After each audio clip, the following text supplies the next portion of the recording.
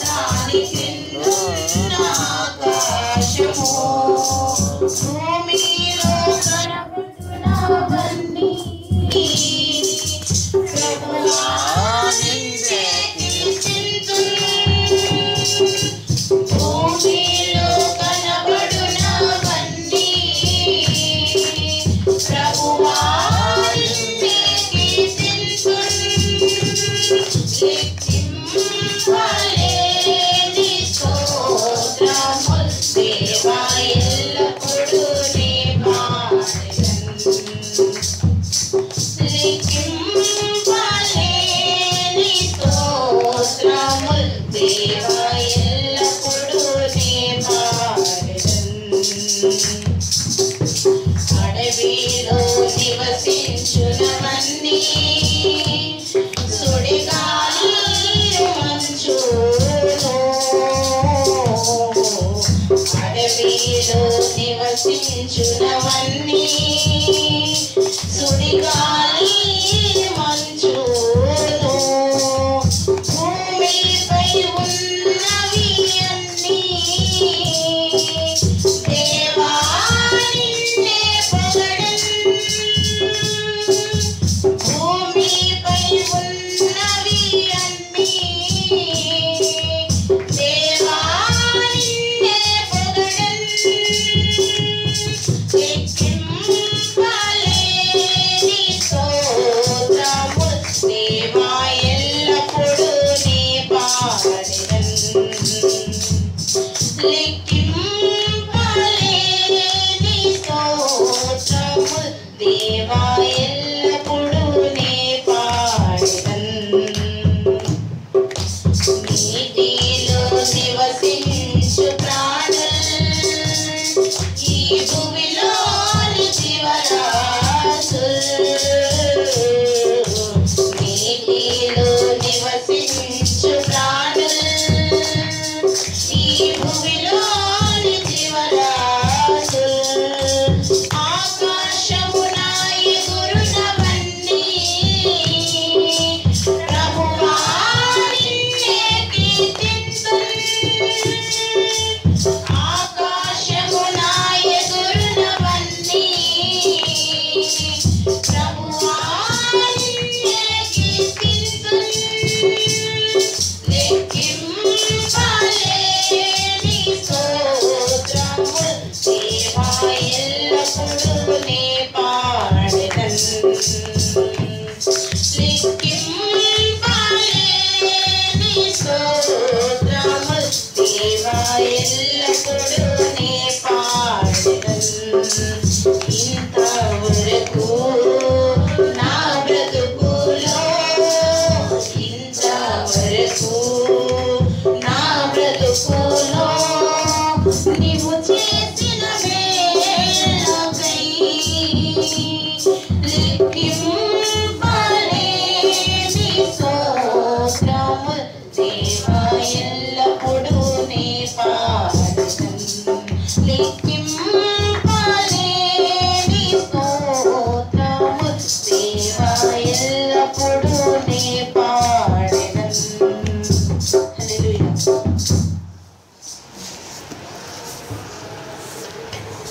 బాబురావు గారు వర్తమానాలు తీస్తాను.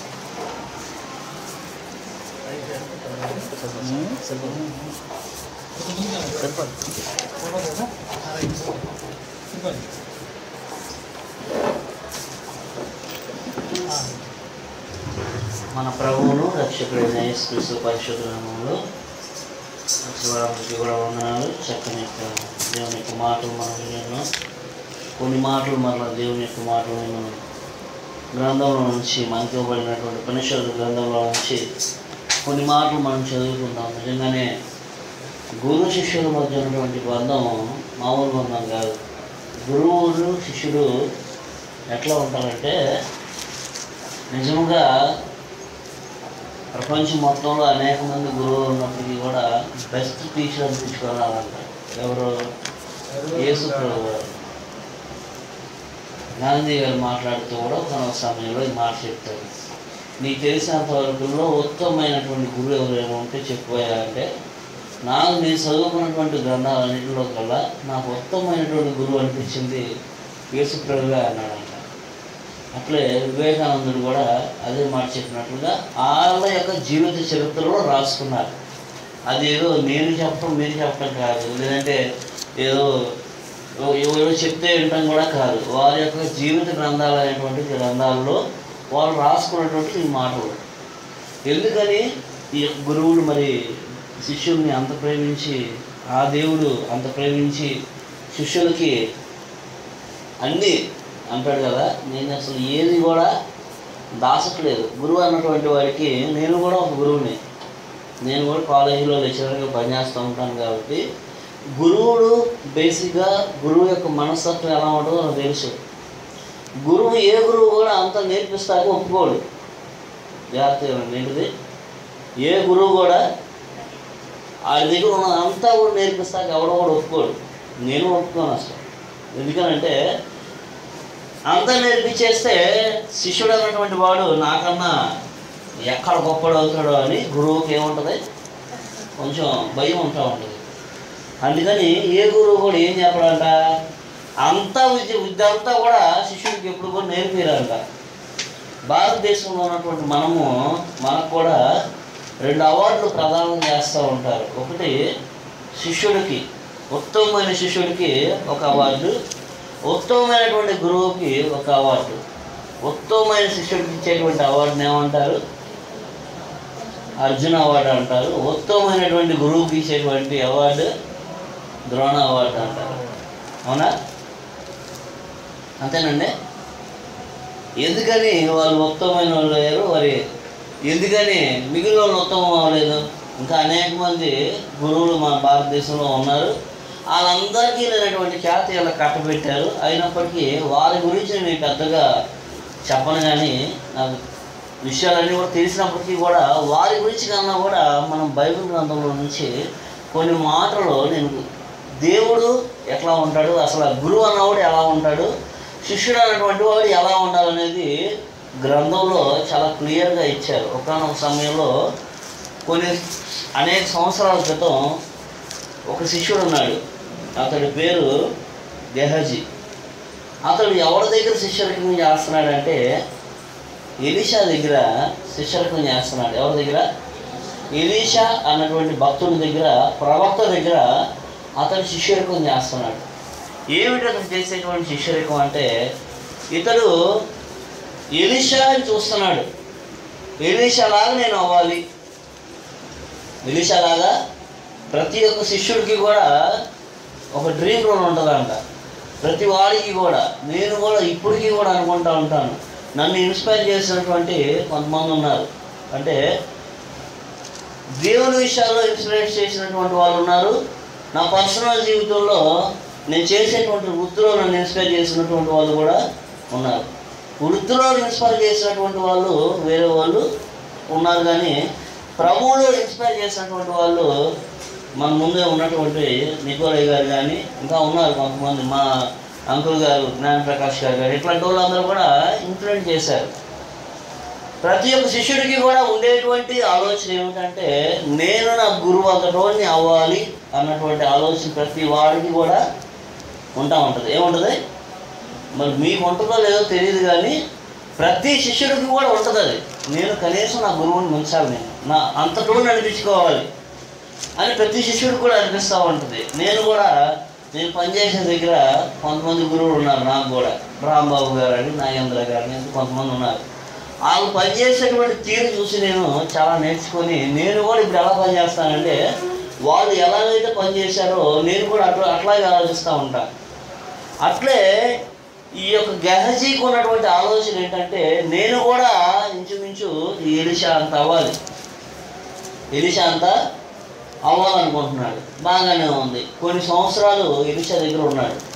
ఉంటున్నప్పుడు ఎలీషా గారు చెప్పినటువంటి గ్రంథంలో ఇచ్చినటువంటి మొదటి పని ఏమిటంటే, ఒక ఆమెకంట ఎలీషా గారు కొన్ని రోజుల క్రితం ఆమెకు పిల్లలు లేకపోతే, మగపిల్లలు లేరు ఆమెకు, మగపిల్లలు లేకపోతే ఆమె దగ్గరికి వచ్చి, నీకు మగపిల్లవాడు దేవుడు ఇస్తాడమ్మా తీసుకో అని ఇచ్చిన తర్వాత ఆ పిల్లవాడికి ఒంట్లో బాగాక ఒక దగ్గర చచ్చిపోయినప్పుడు తను వెంటనే ఎవరి దగ్గరికి వచ్చిందంటే ఎలీషా దగ్గరికి వచ్చి, నేను ఈ స్టోరీలు ఎక్కువ చెప్పను కానీ జాగ్రత్తగా అబ్జర్వ్ చేస్తాను. వెంటనే వచ్చి ఏమడిగిందంట, నా పిల్లవాళ్ళకి ఒంట్లో బాగాలేదయ్యా, నువ్వు వచ్చి కొంచెం అనగానే ఈయన గురువు గారు ఏం చేశాడంట, శిష్యుని పిలిచాడంట. శిష్యుని పిలిచి, నువ్వు వెళ్ళు, నువ్వు నడుము కట్టుకో, గట్టిగా నడుము కట్టుకోమంటే అర్థం ఏమనుకుంటారంటే, ఈ యొక్క మాట చదువుకుంటున్నప్పుడు ఈ మాటలు 2వ రాజుల గ్రంథంలో 5వ అధ్యాయం నుంచి అట్లా ఉంటాయి, తర్వాత చదువుకోండి. ఏమిటా విషయం అంటే, నువ్వు నడుము కట్టుకో అంటాడు, నువ్వు ఒక దండాన్ని తీసుకో అంటాడు. అంటే ఎందుకని ఆ మాట అన్నాడంటే, ఎలీషా అలా ఉండేవాడు అంట. ఎలాగా? నడుము కట్టుకొని ఇప్పుడు కూడా దండం చేతిలో ఉంచుకునేవాడు అంట. నువ్వు నాకులాగా తయారవు. ఏమంటున్నాడు? నువ్వు నాకులాగా తయారవగానే గబాలను లేచి గెహజీ కూడా ఏం చేశాడంట, దండం చక్కగా మొత్తం పట్టుకొని దండం పట్టుకున్నాడు. దండం అంటే కర్ర పట్టుకున్నాడు. ఆయన ఒక మాట చెప్పాడు, ఇదిగో నువ్వు వెళ్తావు, రోడ్ల మీదకి వెళ్తావు, ఇప్పుడు ఎవరితో పాటు నువ్వు కూడా వెళ్ళేటప్పుడు ఎవడైనా నీకు ఎదురుకు వచ్చి, పెద్దోడు ఒక్కోసారి మనకన్నా పెద్దోళ్ళు ఎదురవుతారు, ఒక్కోసారి చిన్నోళ్ళు కూడా ఎదురవుతూ ఉంటారు. రోడ్ల మీద వెళ్ళేటప్పుడు ఒక పని మీద వెళ్తున్నావు, ఎదురవుతూ ఉంటారు. ఎలా బాగున్నావా అంటారు. ఏమన్నాను మనం? బాగున్నాను అని అనాలి కదా. అలా అనొద్దు అన్నాడు. ఏమనొద్దు అన్నాడు? నువ్వు ఎవడైనా సరే నీకు నమస్కారం చేస్తే నీకు నమస్కారం చేయొద్దు. నీకు ఎవడైనా సరే వచ్చి కొంచెం పెద్దోడైనటువంటి వాడు, చిన్నోడైనటువంటి వాడు నువ్వు చేయొద్దు. వాడు ఒకవేళ చేసినా సరే నువ్వు మళ్ళీ ప్రతి నమస్కారం ఎవరికి కూడా చేయొద్దు. నువ్వు అట్టే వెళ్ళు. ఎట్లా వచ్చినావు ఇప్పుడు? అట్టగా వెళ్ళిపోయి ఈ కర్రని ఆ యొక్క చనిపోయినటువంటి పిల్లవాడిని పెట్టు, లెగుస్తాడు అన్నాడు. గెహజీ బయలుదేరాడంట. మీరు జాగ్రత్తగా వెళ్ళాలి ఈ మాటలు. మరి ఎందుకనంటే అర్థమైనటువంటి మాటలు, అర్థవంతమైనటువంటి మాటలు. ఒక గురువు అనేవాడు ఎలా ఉండాలి, ఒక శిష్యుడు అనేవాడు అలా ఉండాలి. అసలు ఈ యొక్క లోకంలో ఇతను లేచి వెళ్ళాడంట. వెళ్ళి గబగబ వెళ్ళి ఏం చేశాడంట, దండం తీసి పెట్టాడంట. అంటే కర్ర తీసి ఆ మొహం మీద పెట్టాడంట. ఆ చచ్చిపోయినటువంటి వాళ్ళు లేగలేదంట. ఏమైంది? ఆయన ఏం చెప్పాడు?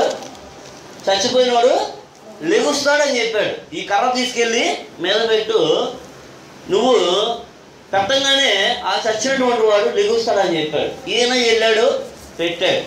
ఏం జరగలేదు? లేగలేదంట. ఎందుకని లేగలేదు?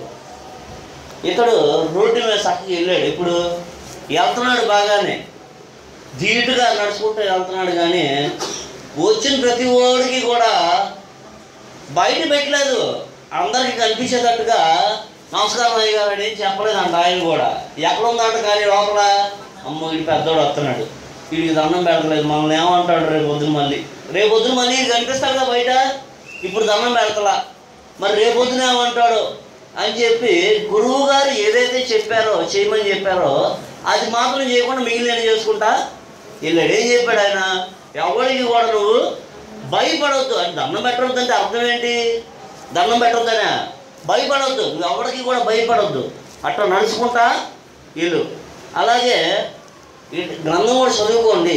ఎలీషా గారు కూడా వెళ్ళేటప్పుడు అంట, ఎవడు కూడా ఆయన ఎదురుగా వచ్చి పలకరించేవారు కూడా భయపడేవాళ్ళు అంట. ఎలీషా వెళ్తున్నప్పుడు ఎదురుగా వచ్చి పలకరించాలంటే భయపడే. ఈ యొక్క గురువుకి ఏమిటి ఆశ అంటే, నా శిష్యుడు నాకులాగా అవ్వాలని గురువుకి ఆశ ఉంది. ఈ శిష్యుడికి కూడా ఏముంది? నేను కూడా గురువుగారిని మించిపోవాలని ఆశ ఉంది. కానీ ఇంప్లిమెంటేషన్ దగ్గరికి వచ్చేటప్పటికి, జరుగుతున్నటువంటి వాస్తవమైనటువంటి విషయాల దగ్గరికి వచ్చేటప్పటికి అతనిలో ఉన్నంత ఆత్మ ఇతరులో లేదు. అతనిలో దేవుని యొక్క ఆత్మ ఉంది కాబట్టి, అతనిలో గురువు గారు దేవుడి యొక్క ఆత్మ ఉంది కాబట్టి అతను ఎవరికి భయపడకూడదు. ఇతరులో ఏముంది? ఇతరులో భయం ఉంది కాబట్టి, దేవుని యొక్క ఆత్మకు చూడలేదు కాబట్టి ఏం చేస్తున్నాడంటే భయపడుకుంటా వెళ్తుంటే మరి వెళ్ళంగానే జరగలేదు. మళ్ళీ వెనక్కి వచ్చి అయ్యగారు జరగలేదు అన్నారు.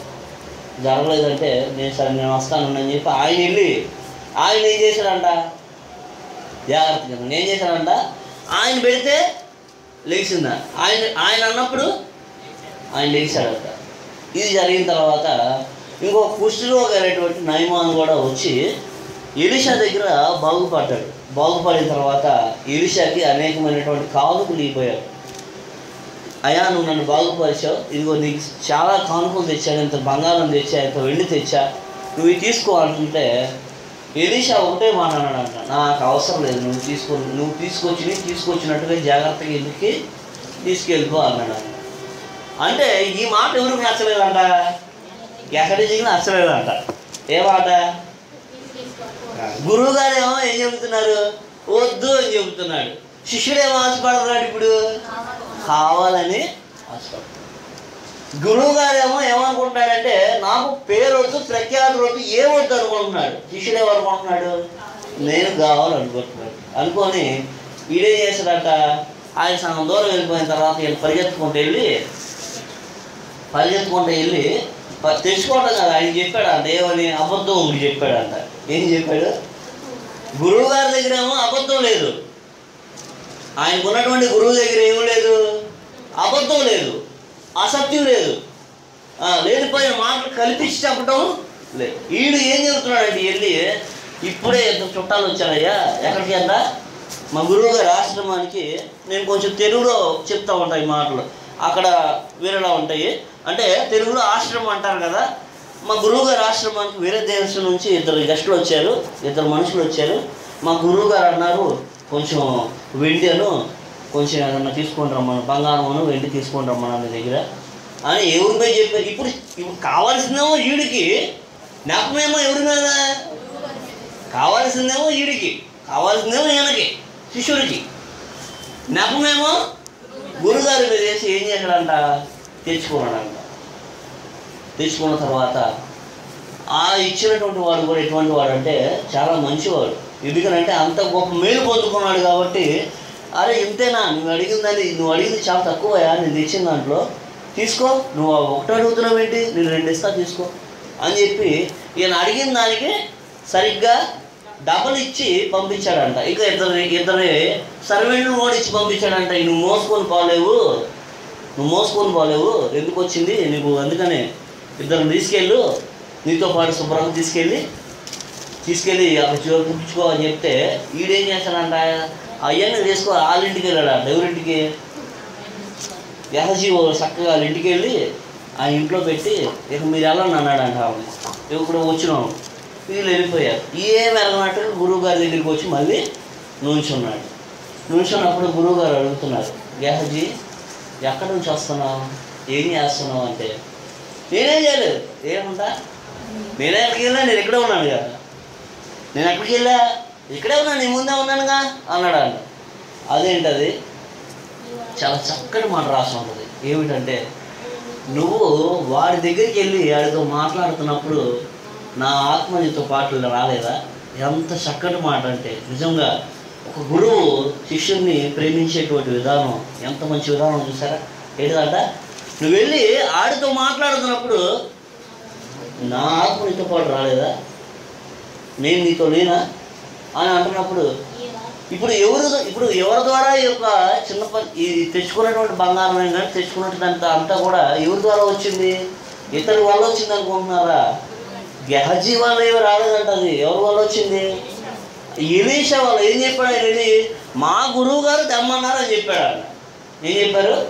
మా గురువు గారు తెమ్మన్నారు అనగానే ఆయన ఇచ్చి పంపించాడు. వచ్చి అంటాడు, నేను ఎక్కడికి వెళ్ళలేదు అనగానే, సరే ఓ పని చేయి, నువ్వు వాడు ఇచ్చినటువంటి వాటికి ఆశపడ్డావు కాబట్టి మరి ఆడేదైతే పోగొట్టుకున్నాడో అది కూడా నువ్వే చేసుకోవాలన్నాడు. ఈ మాట ఎలీషా కోపంతోనో ఆనందపడిపోతానో లేదంటే ఎంత పెద్ద ప్రౌడ్గా మాట్లాడతాం కాదు అనుకుంటారు కదా మనిషి. ఎలీషాకి ఎంత కోపం వచ్చింది, డీమని అరిచేసి గెహజీకి ఇట్లా శాపం పెట్టాడు అనుకుంటారు. ఎలీషా ఎంత బాధపడి ఉంటాడో తెలుసా ఆ మాట చెప్పేటప్పుడు. ఎందుకని అంటే, ఒకప్పుడు ఎలీషా ఏలియా అన్నటువంటి ఒక ప్రవక్త దగ్గర శిష్యుడిగా ఉన్నాడు. ఏలియా అన్నటువంటి ఒక ప్రవక్త దగ్గర శిష్యుడిగా ఉన్నాడు. ఆ ఏలియా ఎటువంటి వాడంటే మహాకోపిష్టి. జాగ్రత్తగా అన్నాడు, ఏంటంట మహాకోపిష్టి. ఎటువంటి కోపిష్టి అంటే, ఒక దగ్గర ఒక రాజు ఒక 70 మంది సైనికులను పంపిస్తే సైనికులు ఈయనేమో కొండమే ఉన్నాడు, సైనికులు అవుతాయేమో కింద ఉన్నారు. వీళ్ళకి ఏమనిపించిందంటే, ఈ సైనికుల వల్ల నాకేమన్నా ప్రాబ్లం వస్తుందేమో అని చెప్పి 70 మంది ఉన్నారు, మీరు 70 మంది కూడా నాశనం అయిపోయినానంట. ఏమైపోయింది? 70 మంది కూడా కాళ్ళు బూడిద అయిపోయారంట. వింటున్నారా? ఏంటిదంట? 70 మంది కూడా అంత కోపిష్టైనటువంటి ఎలీషా దగ్గర ఎవరు శిష్యరకం చేశారు? ఏలియా దగ్గర ఎలీషా శిష్యరకం చేశాడు. ఇతడు ఎట్లా ఉన్నాడంటే, ఒకనొక సమయంలో మరి ఎలీషా చివరి రోజులు వచ్చినాయి. ఎలీషాకి చివరి రోజులు అంటే ఎలీషా చనిపోలా. ఇక్కడ ఎలీషా అలాగా భూమి మీద చనిపోలేదంట. ఎలీషాని దేవుడే డైరెక్ట్గా అట్లాగా ఎలా తీసుకెళ్ళిపోయాడట? ఒక అగ్నిరథాన్ని పంపించి అగ్నిరథం మీద నుంచి అక్కడ తీసుకెళ్ళిపోయాడట. శరీరంతోనే తీసుకెళ్ళిపోయాడట. అసలు అప్పుడు వెళ్ళేటప్పుడు ఎవరు? ఏలియా పైకి వెళ్ళేటప్పుడు ఇతను అనుకునేటువంటిది ఏంటంటే, ఏలియా పైకి వెళ్ళిపోతున్నాడు. ఎక్కడికి? దేవుడి దగ్గరికి వెళ్ళిపోతున్నాడు. పిలుపు వచ్చింది ఏలియాకి, ఇదిగో నేను రథం పంపిస్తాను, నువ్వు జాగ్రత్తగా రెడీ అవ్వు, మరి నేను తీసుకెళ్ళిపోతా అనగానే సరేనయ్యా అని చెప్పేసి మిగిలిన అనేక మంది శిష్యులు ఉన్నారు. ఎవరికి? ఏలియాకి. ఎలీషా ఒక్కడే కాదు, ఇంకా శిష్యులు ఉన్నారు. మరి నేను ఇట్లా వెళ్ళిపోతున్నానయ్యా, దేవుడు ఒక దగ్గరికి రమ్మన్నాడు, మరి నేను వెళ్తున్నాను, మీరు అంతా ఉండంటే మిగిలినంతా ఆగిపోయారంట. ఎంతమంది? మిగిలినంతా. ఎలీషా అన్నాడంట, నీకు దండం పెడతానయ్యా, దేవుడికి దండం పెడతా, నీకు దండం పెడతా. ఎట్టగా? యెహోవా జీవము తోడు, నీ జీవము తోడు, నీకు దండం పెడతా, దేవుడికి దండం పెడతా. నువ్వు ఆ మాట మాత్రం అనవు. దేమాట? నువ్వు పో అని మాత్రం నన్ను అనొద్దు, నువ్వు రావద్దు నాతో పాటు అని మాత్రం నువ్వు అనొద్దు. నువ్వు ఎక్కడికి వెళ్తే నేను అక్కడికి వస్తా. ఒకసారి సరే కదా అని ఏమన్నాడంటే, సరే రా అని చెప్పి తీసుకెళ్ళాడు. ఎక్కడ తీసుకెళ్ళాడంటే, వాళ్ళు ఉన్న ప్లేస్ నుంచి ఇంకొక ప్లేస్ తీసుకెళ్ళాడు. ఆ ప్లేస్ పేరు బేతేలు అనేటువంటి ప్రాంతానికి తీసుకెళ్ళాడు. బేతేలుకు తీసుకెళ్ళిన తర్వాత అంటాడు, ఎలీషాతో మాట్లాడుతున్నాడు, అయ్యా ఇదిగో నన్ను దేవుడు మరి బేతేల్లో కాదంట తీసుకెళ్ళేది, నన్ను బేతేలు నుంచి తీసుకెళ్ళాడంట. ఇప్పుడు నన్ను ఎరుకోకు రమ్మన్నాడు, ఎరుకోలోకి వెళ్తే ఎరుకో దగ్గర నుంచి నన్ను తీసుకెళ్తాడంట అన్నాడు. ఎక్కడికి? బేతేలు దగ్గర నుంచి ఎరుకోకి వెళ్ళమన్నాను నన్ను మళ్ళీ దేవుడు, అక్కడికి పంపిస్తాడంట రథాన్ని అనగానే ఈయన అంటాడు, నేను వస్తానంటాడు. ఎవరు? ఎలీషా. ఏమంటాడు? సరిగ్గా అర్థం చేసుకోవడానికి ప్రయత్నించండి. ఒక గురు శిష్యుల మధ్య ఉన్నటువంటి విధానం. ఏ విధానం?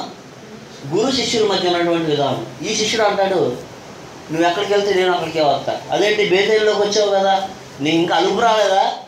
ఇప్పుడు ఉపయోగం ఎవరికో తెలుసా? అలా వెళ్ళటం వల్ల ఏలియాకు ఉపయోగం ఏంటిదంటే, దేవుడు తీసుకెళ్ళిపోతున్నాడు. ఎలీషాకి ఏం ఉపయోగం? ఆయనతో పాటు తిరుగుతూ ఉంటే ఉపయోగం ఏమి లేదు. అయినప్పటికీ కూడా ఈయన అంటాడు కదా, నేను వస్తాను నీతో పాటు, నేను ఎట్లా తీసుకెళ్తాను, నేను చూస్తాను, ఎట్లా వచ్చిందో చూస్తాను నేను కూడా. సరే బేటూరు లేవు కాదంట, నన్ను మళ్ళీ ఎరుకోకి రమ్మన్నాడు. ఇప్పుడు ఆయన నేను ఎరుకోకి వెళ్తున్నాను, నువ్వే నీ ఇష్టం, మరి నువ్వు ఇంకెందుకులే ఇప్పుడు దాకా వచ్చావు, చిన్నపిల్లడు మనం రాలేవు, వెళ్ళిపో అన్నాడు. వెళ్ళిపోమంటే ఏమేమంటాడు, నీకు దండం పెడతా, మళ్ళీ నీకు దండం పెడతా, దేవుడికి దండం పెడతా. నువ్వు ఆ మాట మాత్రం అనవద్దు. ఏ మాట? వెళ్ళిపో అని మాత్రం నన్ను, నువ్వు ఆడికి వెళ్తే నేను అక్కడికే వస్తా. అదేంటి ఆయన ఎరుకోకి రమ్మన్నాడు. ఎరుకో జాగ్రత్తగా రండి. యెరూషలేము ఎరుకో ప్రభు ఎవరు చదువుకున్నప్పుడు కూడా అనిపిస్తుంది. బేతేలు అన్నదేమో యెరూషలేము దగ్గరలో ఉంటే, ఎరుకో అన్నదేమో కింద ఉంటుంది. యెరూషలేము కొండ మీద ఉన్నటువంటి ప్రాంతం, ఎరుకో అన్నదేమో డౌన్లో ఉన్నటువంటి ప్రాంతం. ఇప్పుడు కొండ మీద నుంచి కింద దిగుతుంటే ఏమంటాడు, నేను వస్తాను అంటాడు. సరే అని చెప్పి మళ్ళీ వెళ్ళారు. అక్కడికి వెళ్ళిన తర్వాత అక్కడ అంటాడు, నన్ను దేవుడు అన్నాడు ఎరుకో కాదంట, ఇప్పుడు నన్ను మళ్ళీ యోర్దాను దగ్గరికి రమ్మన్నాడు. ఎక్కడికి? యోర్దాను నది దగ్గరికి రమ్మన్నాడు. ఆ నది దగ్గరికి వస్తే నన్ను అక్కడ నుంచి తీసుకెళ్తా అన్నాడు. మరి ఎంత దూరం వచ్చావు నువ్వు, సర్లే చిన్నగా మళ్ళీ ఇంటికి వెళ్ళిపో అంటే మళ్ళీ ఇట్లా అంటాడు, నీకు దండం పెడతా, దేవుడికి దండం పెడతా. నువ్వు ఆ మాట మాత్రం ఏ మాట, నువ్వు పోని మాత్రం అనొద్దు, నేను ఎక్కడికి వెళ్తే అక్కడికే వస్తాను అనేసి ఈయన చేశాడంట. ఆయనతో పాటే మరలా ఎక్కడికి వచ్చాడంట, యోర్దాను దగ్గరికి వచ్చాడు. యోర్దాను మధ్యలో ఉన్నటువంటి ఒక చిన్న దీవిలోకి వెళ్ళాలి. ఇప్పుడు ఎక్కడికి? యోర్దాను మధ్యలో ఉన్నటువంటి ఒక చిన్న దీవి దగ్గరికి వెళ్ళాలి. ఆ దీవి దగ్గరికి వెళ్ళేదానికి ఇటు నుంచి అటు వెళ్ళేదానికి ఏమి కావాలి? నీళ్ళలో వెళ్ళేదానికి నడుచుకుంటూ వెళ్తారా? దారి కావాలి కదా. మరి దారి కావాలి, లేదంటే ఒక పడవ కావాలి. ఎట్లా వెళ్తారు? సరే, అక్కడ దాకా వెళ్ళిన తర్వాత ఏలియా చేశాడంట, ఆయన దగ్గర ఉన్న దుప్పటి తీసి నీళ్ళ మీద పెట్టేళ్ళు కొట్టాడంట. కొట్టంగానే దారి వచ్చిందంట. కొట్టంగానే దారి వచ్చింది. అప్పుడు చెబుతున్నాడు, నాయన ఈ దారిలో లోపలికి వెళ్తే నేను అక్కడ దేవుడు రథం వస్తుంది, నేను వెళ్ళిపోతా, నువ్వు ఏడు ఉండు. ఎందుకనంటే మళ్ళీ అక్కడికి వచ్చిన తర్వాత ఈ నీళ్ళు ఏమైపోతాయి? కలిసిపోతాయి. ఈ నీళ్ళు కలిసిపోతాయి. మరి కలిసిపోయిన తర్వాత నువ్వు అక్కడి నుంచి ఇక్కడికి రావాలంటే ఎంత కష్టం నీకు. అందుకనే నువ్వు వెళ్ళొద్దులే కానీ, నువ్వు రావద్దులే కానీ ఇక్కడ ఉండిపో అంటే ఏమన్నాడంట, కానీ అసలు ఖచ్చితంగా నేను నీతో పాటే. ఇక సరే అని చెప్పి కొడితే అలా నీళ్ళు చీలిపోయింది అంట. సరే, ఇద్దరు కలిసి ఆడదాకా వెళ్ళారు. వెళ్ళిపోయిన తర్వాత ఏలియా మాట్లాడుతూ ఎలీషాతో అంటున్నాడు, ఇంతసేపు నన్ను వెంబడించావు, నీకేం కావాలి అసలు? నన్ను దేవుడు తీసుకెళ్ళకపోతే నీకేం కావాలో నాకు చెప్పు, నేను నీకు చెప్తాను. నా వల్ల నీకు ఏం కావాలి? ఇంత దూరం వచ్చావు ప్రయాసపడి అంటే ఇట్లా అంటాడు కదా. ఇతడికి ఏమి లేదంటే గెహజీకి ఉన్నటువంటి మెంటాలిటీ ఇతడికి లేదు. ఏముంది గెహజీకి? గెహజీకి ఏమో అంతా కూడా సంపాదన మీద ఉంది. ఏది నేను సంపాదించాలి, లేదంటే వీళ్ళదే ఉంది. ఇది ఎంత దగ్గర ఉన్నాడు కాబట్టి ఎట్ట కట్టిస్తాలే, అది ఏది ఆత్మ ఎట్ట కట్టిస్తాలే, నేను డబ్బు సంపాదించుకోలేనేమో అని చెప్పేసి దేని మీద పడ్డాడంటే గెహజీ? డబ్బుల మీద పడ్డాడు. ఇతడికేముంది? ఇతడికేమో ఎలీషాకేమో ఏలియా దగ్గర నుంచి ఏమి తెచ్చుకోవాలని ఉందంటే డబ్బు తెచ్చుకోవాలని లేదు. ఏముంది? ఆయన అడుగుతున్నాడు, నీకు ఉన్నటువంటి ఆత్మలో రెండింతల ఆత్మ నాకు ఎవరు అడుగుతారు? ఇటువంటి ఆలోచన వస్తాయి అనుకుంటున్నారా? అంత ఈజీగా వస్తాయి అనుకుంటున్నారా? ఒక గురువుకి ఒక శిష్యుడికి మధ్య ఉన్నటువంటి సంబంధం ఎటువంటి సంబంధం? ఆయన ఏలియా అటువంటి వాడు ముక్కోపి. అటువంటి వాడి దగ్గరికి వెళ్ళి మాట్లాడుతున్నాడు, శిష్యుడికం చేసి మాట్లాడుతున్నాడు, నువ్వు ఎక్కడికి వెళ్తే అక్కడికే వస్తా. వెళ్ళిపోయిన తర్వాత అంటాడు కదా, ఏం కావాలి నీకంటే, నువ్వు ఎంత అంటే అర్థం ఏంటి? నువ్వు ఎన్ని కార్యాలు చేసావో నీకన్నా నేను డబల్ చేయాలి. నువ్వు ప్రభువులో ఎంత స్ట్రాంగ్గా ఉన్నావో నేను నీకన్నా డబల్ స్ట్రాంగ్ ఉండాలి. నువ్వు ఎంత ఆత్మ కలిగినోడువో నీకన్నా నేను రెండింతల ఆత్మ కలిగి నేను ఉండాలి. అనగానే ఆయన అన్నాడు, ఇది నా దగ్గర అయితే లేదు. ఎందుకంటే అతనికి వచ్చినటువంటి ఆత్మ ఎక్కడి నుంచి వచ్చింది అసలు? అది జాగ్రత్తగా ఆలోచిస్తుంది. ఇతనికి వచ్చినటువంటి ఆత్మ ఎక్కడి నుంచి వచ్చింది అంటే అది దేవుడి దగ్గర నుంచి వచ్చింది. ఇతరుగా తెచ్చుకున్నది కూడా కాదు. ఇది నేను ఇవ్వలేను అన్నాడు. అనగానే ఇతడు, నువ్వు ఎక్కడుంటే సరే నేను అక్కడే ఉంటానని చెప్పి ఆ వెళ్ళిపోయేంత వరకు కూడా అక్కడే ఉన్నాడు. ఈలోపు రథం రానే వచ్చింది. ఏలియా ఎక్కేసాడు చక్కగా. ఎలీషా కింద ఉన్నాడు. శుభ్రంగా సుడిగా ఏం చేస్తుందంట, ఇద్దరిని కూడా వేరుపరుచుకుంటూ వెళ్ళిపోతుందంట. అది చూస్తా అక్కడ ఉండిపోయాడంట. ఉండిపోగానే మరి ఇప్పుడు జాగ్రత్తగా ఏంటంట, ఇప్పుడు వెళ్ళిపోయేటువంటి వాడికి గురువు కనిపించింది. అరే ఇంత నది సముద్రంలోకి వచ్చి నదిలోకి వచ్చి ఆగిపోయాడు, మరి ఈడు వెనక్కి ఎలా వెళ్తాడు? ఎట్టగా ఈడు వెనక్కి ఎలా వెళ్ళాలి? ఇందాక నా దగ్గర ఏముంది? నా దగ్గర దుప్పటి ఉంది కాబట్టి పట్టేళ్ళని కొట్టాను, మరి వీడి దగ్గర ఏముంది ఇప్పుడు వెళ్ళేదానికి? ఏమీ లేదని చెప్పి ఆ వీడే ఏం చేశాడంట, ఆ దుప్పటి తీసి ఎవరికి వేశాడు? ఎలీషాకి వేయగానే అతడు చక్కగా తెలుగులో మహాప్రసాదం అని చెప్పి చక్కగా లాక్కొని పెట్టుకొని అదే దుప్పటి ఆయన కొట్టంగానే మరలా ఏమైపోయిందంట, 2 పాయలుగా అయిపోయి బయటకు వచ్చాడంట. ఇంత కష్టపడి సంపాదించినటువంటి ఈ ఆత్మని గెహజీకి ఈజీగా ఇద్దాం అనుకున్నాడు. ఎవరు?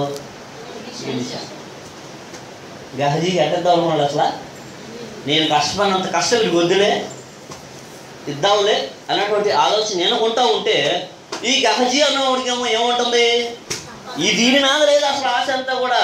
ఒక గురువుకి శిష్యుడికి ఉండేటువంటి ఆలోచన ఏమిటంటే దేని మీద ఉన్నారంట మొత్తం కూడా. ఇప్పుడు నేను 2 రకాలుగా చెప్తాను. ఒకటి, ఈ బైబిల్ చదువుకుంటున్నటువంటి మనము మన గురువులను చూసి మనం ఏం నేర్చుకోవాలంటే, అదే వాళ్ళలో ఉన్నటువంటి ఆత్మ ఏంటి, వాళ్ళలో ఉన్నటువంటి ఆలోచనలు ఏంటి, దేవుడి గురించి ఎంత కష్టపడుతున్నారు వాళ్ళు, ఏంటి అసలు వాళ్ళలో ఉన్నది, మనం ఎలా ఉండాలి. ఈ ఎలీషా అనుకున్నాడు అన్న, నేను ట్రబుల్ స్ట్రాంగ్గా ఉండాలి. ఎట్టగా ఏలియాకి చిన్న ఆత్మ ఉంటే నాకు రెండంత ఆత్మ కావాలి. ఏలియా 4 తిరిగితే నేను 8 తిరగాలి. ఏలియా 4 తిరిగితే నేను 8 తిరగాలి అని ఆయన అనుకొని అట్లా చేసుకుంటే, ఈ గెహజీ అన్నవాడికి ఏముంటుందంటే అంతా కూడా సంపాదన మీద ఉంటుంది. ఇప్పుడు ఇదేంటంటే ఇది అవన్నీ కాదంట, ఆత్మ వద్దు ఏవద్దు, ఏం కావాలి ఇప్పుడు, నాకు చేతి నిండా సంపాదన. ఆయన అడుగుతున్నాడు, ఇదే సమయం. ఏది చదవండి ఆ మాట ఒకసారి. 26వ వచనం, 5వ అధ్యాయం 26వ వచనం, 2వ రోజు. అంతటి ఎలీషా వానితో, ఆ మనుషుడు తన రథము దిగి నిన్ను ఎదుర్కొనుటకు తిరిగి వచ్చినప్పుడు నా మనసు నీతో కూడా రాలేదా? ద్రవ్యమును, వస్త్రములను, ఒలివ చెట్లు తోటలను, ద్రాక్ష తోటలను, గొర్రెలను, ఎడ్లను, దాసుదాసీలను సంపాదించుటకు ఇదా సమయం. ఏది సమయం? ఏంటిదంట? ఎప్పుడంట? ఇది సమయమా? ఇప్పుడు క్రైస్తవ్యం అంతా కూడా ఇట్లాగే అయిపోతుంది. ఏ సమయంలోకి వెళ్ళిపోయారు ఇప్పుడు? ఏ సంపాదన? ఆత్మ సంపాదన అవసరం లేదంట. ఏం సంపాదన కావాలి ఇప్పుడు? ధనం, ఎడ్లు, దాసులు, ఇంకా ఏం కావాలి? ఇంకా బిల్డింగ్లు కట్టించుకోవడం. అది ఇవన్నీ చేసుకునే దానికి ఇదే సమయం. ఏం కావాలి ఇప్పుడు? ఇప్పుడు ఆ సమయంలో లేము మనం. ఇప్పుడు ఆ సమయంలో లేము. ఆయన అంటాడు కదా, శిష్యుడైనటువంటి ఆ 12 మంది శిష్యులతో అంటాడు, మీరు ప్రతి చోటకి వెళ్ళండి, నేను ఏమైతే చేశానో అంతకు మించినటువంటి కార్యాలు మీరు చేస్తారు. నేనేమి చేశానో మీరు అంతకు మించినటువంటి కార్యాలు మీరు చేస్తారు. ఎందుకనంటే మీరు నా శిష్యుడు. మీరు నా శిష్యుడు. నాకు దేని మీద లేదంటే, నాకు ఆలోచన అంతా కూడా డబ్బు మీద లేదు. మీ ఆలోచనలు కూడా దేని మీద ఉండకూడదు? డబ్బు మీద. ఆయన చక్కగా అంటాడు, మీరు వెళ్ళేటప్పుడు చెప్పులనైనాను, ఒక జాలినైనాను ఏమి తీసుకెళ్ళొద్దు, అట్లా వెళ్ళిపోండి అంతే. ఎక్కడికి? స్వార్థ పనికి ఎలా వెళ్ళమంటాడంటే అట్లా వెళ్ళిపోండి. ఉన్నవాడు ఉన్నట్టుగా, ఉన్నవాడు ఉన్నట్టుగా వెళ్ళిపోండి.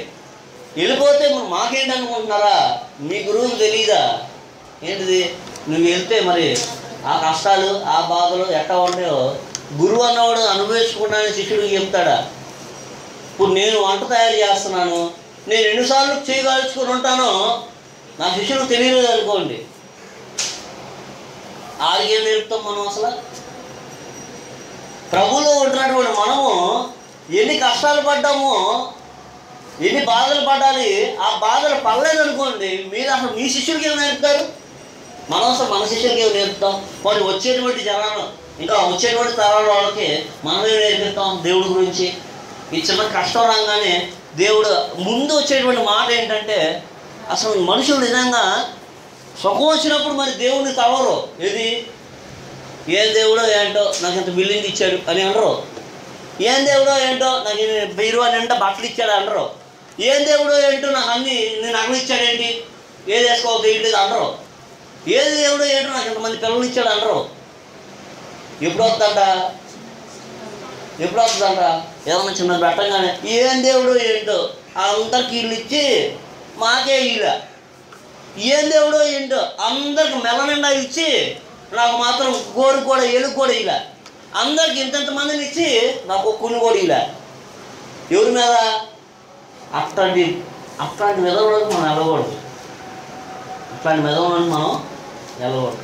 అసలు ఈ మాట చెప్తున్నప్పుడు అంట నాకు అనిపిస్తుంది, అసలు ఈ విషయం ఎంత బాధపడి ఉంటాడో ఒకసారి ఆలోచించింది. ఏది? అసలు కుష్ఠరోగం రావాలని ఎలీషా కోరుకుంటాడు. మనకి ఇండియాలో ఉన్నటువంటి ఈ ద్రోణుడు, ఈ ఆచార్యుడు, నాగార్జునుడు, ఎవరు అర్జునుడు, వాళ్ళ కాలం చదువుకోండి, మీకు అర్థమవుతుంది సరిగ్గా వాడు ఉత్తమమైనటువంటి గురువా లేదంటే ఉత్తమమైనటువంటి గురువు కాదా అని ఆ యొక్క చరిత్ర చదువుకోండి, మీకు అర్థమవుద్ది. అర్జునుడు అనేటువంటి వాడు నిజమైనటువంటి శిష్యుడా కాదా అనేది ఆయన చెప్తున్నాను మీకు అర్థం అవుద్ది. అయ్యాన్ని మనం చెప్పట్లా ఇప్పుడు, ఆ రెండింటి గురించి ఎక్స్ప్లెయిన్ కూడా మేము చెయ్యం. కానీ బైబిల్లో ఉన్నటువంటి యేసు నిజమైనటువంటి గురువు అనిపించుకున్నాడు. ప్రపంచవ్యాప్తంగా ఎవడో కూడా ఈ మాటలు చెప్పినటువంటి వాడు ఎంత చక్కగా విశదీకరించి ప్రతి చిన్న విషయం ఆయన ముందుగానే చెప్తున్నాడు. నేను ముందుగానే మీకు తెలియజేస్తున్నాను, రాబోయేటువంటి కాల పరిస్థితులు కూడా మేము ముందుగానే తెలియపరుస్తున్నాను. మీరు ఎవడో కూడా భయపడమాకండి. అవి చదువుతున్నప్పుడు, అవి జరుగుతున్నప్పుడు, వాటి గురించి మీరు ఆలోచన చేస్తున్నప్పుడు, అవన్నీ మీ కళ్ళ మీద జరుగుతున్నప్పుడు మీరు ఒకటి అనుకోండి, ఎస్ మా గురువు గారు రెడీగా ఉన్నారు రావడానికి. ఏంటిదట? మా గురువు గారు రెడీగా ఉన్నాడు రావడానికి. ఆ రోజుల్లో చెప్పినటువంటి మాటలే ఆ శిష్యులు తన యొక్క శిష్యులు అనేటువంటి వారు ఆ శిష్యులకి చెప్పి ఇప్పుడు ఎక్కడికి వచ్చిందంటే మన దగ్గరకు వచ్చింది విషయం. ఇప్పుడు మనల్ని ఏం చేస్తున్నాడు? మనల్ని గురువులు చేస్తున్నాడు ఇప్పుడు దేవుడు. పాస్టర్ అన్నటువంటి మాటకి అనేక మందికి అర్థం తెలియక ఎట్లా ఉంటున్నారు. అసలు పాస్టర్ అన్నటువంటి మాటకి అర్థం ఏంటంటే, నేను అడిగితే పెద్ద పాస్టర్ అడిగిన అసలు చెప్పలేకపోతున్నారు. పాస్టర్ అన్న మాటకి అర్థం ఏంటో చెప్పాయంటే, పాస్టర్ అంటే ఏమన్నా పాస్టరే, పాస్టర్ అంటే ఏమన్నా పాస్టరా. పాస్టర్ అనేటువంటి పదం ఎక్కడి నుంచి వచ్చింది? పాస్టర్ అనేటువంటి పదం ఫ్రెంచ్ పదం, అది ఇంగ్లీష్ పదం కాదు. ఆ పదానికి తెలుగులో సరైనటువంటి అర్థం ఏమిటంటే గురువు అని. ఏంటిది? గురువు. ఇప్పుడు ఉన్నటువంటి గురువులు అందరూ కూడా వారి యొక్క శిష్యులు ఇలా ఆలోచన అంటే ఏంటంటే, ఇప్పుడు ఉన్నటువంటి గురువులు కూడా ఎవరైతే ఉంటున్నారు, ఇప్పుడు మన గురువులు అంటే మనకి పాస్టర్ గారు ఉంటున్నారు కదా, ఇప్పుడు అలా తాపత్రయం అంతా ఏంటంటే ఒకటే, రాబోయేటువంటి శిష్యులు మా అంత స్ట్రాంగ్గా వీళ్ళు కూడా కావాలంటే మాకన్నా స్ట్రాంగ్గా. ఇప్పుడు చెప్పే వాళ్ళందరూ కూడా అదే చెప్తున్నారు, ఇంకా మేము చాలా నయమయ్యా. శిష్యులు కూడా అదే చెప్పారు, ఇంకా మేము చాలా నయం. రాబోయేటువంటి రాజులు ఇంకా గడ్డు రోజుల్లోకి పోతూ ఉంటారు. మేము ఉన్నట్టుగా కాదు, మీరు ఇంకా ఎట్లుండాలి? మీరు ఇంకా స్ట్రాంగ్గా ఉండాలి. మీరు ఇంకా ఇది కనిపెట్టాడో ఏమో మరి, ఎవరు? ఎలీషా గారు ఏం కనిపెట్టాడు? ఈయన ఉన్నట్టుకుంటే ఇప్పుడు వచ్చే రోజుల్లో నేను బతకలేను, ఉన్నట్టుగా ఉంటే వచ్చేటటువంటి రోజుల్లో అద్భుతాలు నేను చేయలేను, సువార్త ప్రకటించలేను అనుకున్నాడు. ఏమంటాడు? నీకున్నటువంటి ఆత్మలో రెండింతల ఆత్మ నాకు, నేను కూడా అదే అనుకుంటాను, నా గురువుకు ఉన్నటువంటి ఆత్మలో నాకు రెండింతలు రావాలనుకుంటా. ఎందుకంటే ఏంది కష్టాలు, అది కష్టాలు వచ్చినప్పుడు అప్పుడు ఈజీగా తీసుకోగలగాలి, లేదంటే శుభ్రంగా బ్రతుక్కుంటా దేవుడు ఏ విషయం వదిలిపెట్టకపోయినప్పటికీ పరిచర్య వదిలిపెట్టకుండా ఉండగలగాలంటే ఇదిగో మన ముందున్నటువంటి గురువులు. ఇంకా భారత ప్రభుత్వం కూడా అసలు నాకు అనిపిస్తూ ఉంటుంది, శుభ్రంగా పెట్టి ఏంటి స్కూల్స్లోని కాలేజీల్లోని అన్నింటిలోని సర్వేపల్లి రాధాకృష్ణ ఆయన ఆంధ్రవాడు, మామూలుగా అయితే తెలుగువాడు. అప్పట్లో తెలుగు అను తమిళనాడు రెండు కలిపి ఉండేవి కాబట్టి, చెన్నైను తెలుగు కలిసి ఉండేవాళ్ళు కాబట్టి ఆ పేరు ఏం చేశారంటే సర్వేపల్లి రాధాకృష్ణన్ చేశారు. కృష్ణన్ కాదు ఆయన పేరు, కృష్ణయే. కానీ వాళ్ళ యొక్క డామినేషన్ వల్ల దాన్ని ఏం చేశారంటే కృష్ణన్ అని చేశారు. ఈయన యొక్క బర్త్డేని ఏం చేసుకుంటున్నారంట, ఇప్పుడు వీళ్ళు సెలబ్రేట్ చేసుకుంటున్నారు. ఏం సెలబ్రేషన్స్ వీళ్ళకి అంటే టీచర్స్ డే రోజున కూర్చోబెట్టి మరి ఎంతకాలికి ఉన్న టీచర్లని ఆన్లైన్ పట్టించుకోవడమే. కానీ మరి ఈ టీచర్లు అయినటువంటి వాళ్ళని ఎవరైనా గుర్తు చేసుకుంటున్నారా, లేదంటే మన గురువులు అయినటువంటి వాళ్ళని ఏమైనా గుర్తు చేసుకుంటున్నారా? గురువుల్ని ఏమైనా గౌరవిస్తున్నారా, కొన్ని వాళ్ళ గురించి ఏమైనా మాట్లాడుతున్నారంటే ఏమీ లేదు, ఏమీ కూడా లేదు. ఆయన గురించి ఏమైనా రెండు మాటలు చెప్తున్నారా? ఆయన అంతా ఒకనొక సమయంలో ఒక ప్రాంతం నుంచి ఇంకో ప్రాంతానికి ట్రాన్స్ఫర్ అయ్యాడంట. ఎవరు? సర్వేపల్లి రాధాకృష్ణ. స్టూడెంట్స్ అంతా కూడా గొడవ చేశారంట. దేనికి? ఆయన్ని ట్రాన్స్ఫర్ చేయొద్దు, ఇక్కడే ఉంచండి అని. ఆయన చెప్పాడంట, కాదయ్యా ఇప్పుడు మీరు బాగుపడ్డారు, మరి నా ఈ ప్రాంతానికి నేను వచ్చాను, మీరు బాగుపడ్డారు, నేను ఇంకో ప్రాంతానికి వెళ్తే ఆ ప్రాంతం కూడా బాగుపడుద్ది కదా అనగానే ఈ పిల్లలంతా కూడా ఏం చేశారంట, ఒక మంచి పల్లకి రెడీ చేశారంట. దేనికి? ఒక మంచి పల్లకి రెడీ చేశారంట. పల్లకి రెడీ చేసి, గురువుగారు మీరు ఇందులో కూర్చోండి, మేము మోసుకెళ్ళి మిమ్మల్ని ఆ ప్రాంతంలో విడిస్తాము. ఆయన వెళ్ళేటప్పుడు ఈ ప్రాంతం నుంచి ఆ ప్రాంతానికి వెళ్ళేటప్పుడు ఆయన ఎలా వెళ్ళాడు తెలుసా? చదవండి ఆయన గురించి అర్థమవుతుంది మీకు. ఎట్లా వెళ్ళాడంట? ఆయన శిష్యులైనటువంటి వాళ్ళు, ఆయనకు ఉన్నటువంటి పిల్లలందరూ కూడా, అంటే స్టూడెంట్స్ అందరూ కూడా ఆయన్ని ఎట్లా తీసుకెళ్ళారంట? వాళ్ళకి మోసుకొని తీసుకెళ్ళి అక్కడ వదిలిపెట్టారు. అంత మంచి గురువులు. అందుకనే ఏంటంటే ఆయన్ని ఇంకా సరిగ్గా అర్థం చేసుకోండి. భారతదేశంలో 2 రకాల గురు పూజలు ఉంటాయి. భారతదేశంలో 2 రకాల టీచర్స్ డే జరుపుతారు. ఒకటి teachers day which is belongs to the birthday of Sarvepalli Radhakrishnan. We have another one. ఏంటిదో తెలుసా? దాన్ని అంటారు కదా గురు పౌర్ణమి అంటారు. ఏంటిది? గురు పౌర్ణమి అన్నది కూడా ఏమిటి? దీని అర్థం ఏంటంటే ఆ రోజు కూడా గురువులందరినీ కూడా గౌరవించుకోవాలి. కానీ ఈ యొక్క భారతదేశం ఆ గురు పౌర్ణమి రోజున ఎందుకని కొట్టేసేసి ఈ గురు గురించి చేస్తున్నారంటే, ఆ గురువులు అన్న వాళ్ళు ఎవడో కూడా వాళ్ళకు ఉన్నటువంటి విద్య అంతా కూడా ఎవరికి నేర్పలా. కానీ ఇతను కనిపించింది, ఏది? సర్వేపల్లి రాధాకృష్ణన్ కనిపించింది. నేను నేర్చుకున్నది పిల్లలందరూ కూడా చెప్పాలి అని అతను కనిపించింది. కాబట్టి ఆయన పుట్టినరోజు ఏం చేశారంటే, సర్వేపల్లి రాధాకృష్ణ యొక్క పుట్టినరోజుని అట్లాగే ఆయనే మరి మొదటి ఉపరాష్ట్రపతిగా మనకి సేవలు అందించినటువంటి ఆయన, తర్వాత రాష్ట్రపతిగా కూడా సేవలు అందించారు. మరి ముఖ్యంగా ఆయన గురించి మర్చిపోయినా పర్లేదు, కానీ ఆయన గురించి మర్చిపోయినా పర్లేదు, ఎవరి గురించి మర్చిపోయినా పర్లేదు, రేపు నా గురించి, అయ్యగారి గురించి, ఎవరి గురించి మర్చిపోయినా పర్లేదు, కానీ ఇదిగో ఈ బైబిల్లో ఉన్నటువంటి ఈ మాటల గురించి మాత్రం మర్చిపోకూడదు. అసలు మనం ఎప్పుడు కూడా వీటిని నెవరేసుకుంటూనే ఉండాలి. ఎందుకంటే ప్రతి ఒక్క విషయం కూడా, ఒక గురు శిష్యులు ఎలా ఉండాలి, లేదంటే ఒక తల్లి కుమారులు ఎలా ఉండాలి, లేదంటే తండ్రి కొడుకులు ఎలా ఉండాలి, ప్రతిదీ కూడా ఈ గ్రంథం మనకు చెప్తుంది. ఈ చిన్ని మాటలు దేవుడు మన నిడికిల్లో దీవించబడి. Thank you. వివేకైనప్పుడు కూడా చాలా వండర్ఫుల్ మెసేజ్ మీరు విన్నారు. చాలా తక్కువ మంది అయి ఉండొచ్చు, కానీ చాలా ధన్యులు.